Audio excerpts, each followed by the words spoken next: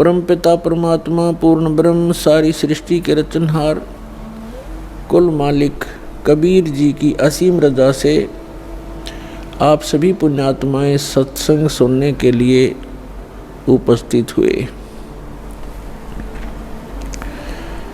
सौभाग्य आपका, आप जी सतलोक आश्रम बरवाला जिला हिसार हरियाणा के अंदर आप उपस्थित हुए।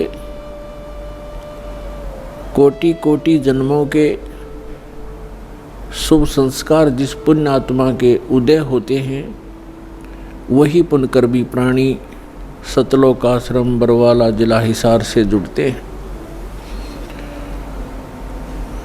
उन पुण्यात्माओं के पूर्व संस्कारों की गिनती नहीं हो सकती। परमेश्वर कबीर जी हम सभी आत्माओं को यथार्थ ज्ञान कराने के लिए आते हैं और वो ज्ञान वो अपने मुख कमल से स्वयं बोलते हैं। उसको श्रीमद् भगवत गीता अध्याय नंबर 4 के श्लोक नंबर 32 में कहा है कि सच्चिदानंद घन ब्रह्म की वाणी में ब्रह्मण मुखे, ब्रह्मण मुखे का अर्थ है सच्चिदानंद घन ब्रह्म की वाणी में धार्मिक अनुष्ठानों की जानकारी विस्तार से कही गई है। और उस अमर वाणी को, तत्व ज्ञान को जानने के पश्चात प्राणी पूर्ण रूप से मोक्ष प्राप्ति कर लेता है। चौथे अध्याय के 34वें श्लोक में बताया है कि उस तत्व ज्ञान को जो सच्चिदानंद घन ब्रह्म अर्थात परम अक्षर ब्रह्म पूर्ण परमात्मा सत्य पुरुष स्वयं आकर के अपने मुख कमल से जो ज्ञान देता है वो तत्व ज्ञान है। उस तत्व ज्ञान को तू तत्वदर्शी संतों के पास जाकर समझ, उनको दंडवत प्रणाम करने से और निष्कपट भाव से सरलता से प्रसन्न करने से वो तत्वदर्शी संत तुझे उस तत्व ज्ञान का उपदेश करेंगे। इससे एक बात तो ये सिद्ध हो गई है कि गीता ज्ञानदाता ये सच्चिदानंद घन ब्रह्म नहीं है, ये परम अक्षर ब्रह्म नहीं है, ये कंप्लीट गॉड नहीं है। और दूसरी बात ये सिद्ध हो गई है कि गीता जी का ज्ञान इनकम्प्लीट है, ये कंप्लीट नहीं है। क्योंकि गीता ज्ञानदाता स्वयं कहता है कि कोई तत्व ज्ञान है और वो गीता से हटकर है। यदि गीता के अंदर ही वो ज्ञान होता तो वो बोल देता कि गीता अध्याय नंबर फलाने में आप उस ज्ञान को पढ़ो, वो तत्व ज्ञान है।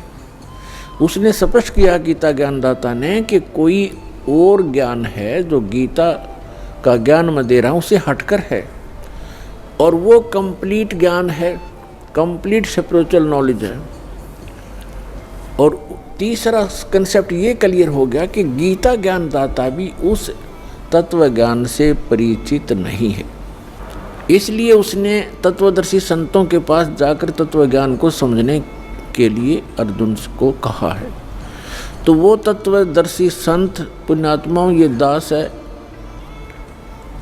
रामपाल दास, वो तत्वदर्शी संत है जिस ज्ञान का श्री ब्रह्मा श्री विष्णु श्री शिव जी को ज्ञान नहीं, देवी को ज्ञान नहीं, गीता ज्ञानदाता सर्वपुरुष ब्रह्म को ज्ञान नहीं। वो ज्ञान परमेश्वर ने अपनी अमृत वाणी में कबीर वाणी में लिखा हुआ है और कबीर पंथी भी उस ज्ञान को समझ नहीं सके। सच्चिदानंद घन ब्रह्म की वाणी सूक्ष्म वेद कहलाता है। वो सूक्ष्म वेद को जो कबीर पंथी कहलाते हैं वो भी नहीं समझ सके, क्योंकि वेदों का समझना ये जनसाधारण की सतर की बात नहीं है। गुरु बिन काहू न पाया ज्ञान, जो थोथा भुस छड़े मूड किसान। गुरु बिन वेद पढ़े जो प्राणी, समझे न सार रह अज्ञानी। क्योंकि गुरु के बिना वेदों को समझा नहीं जा सकता। और गुरु के बिना जो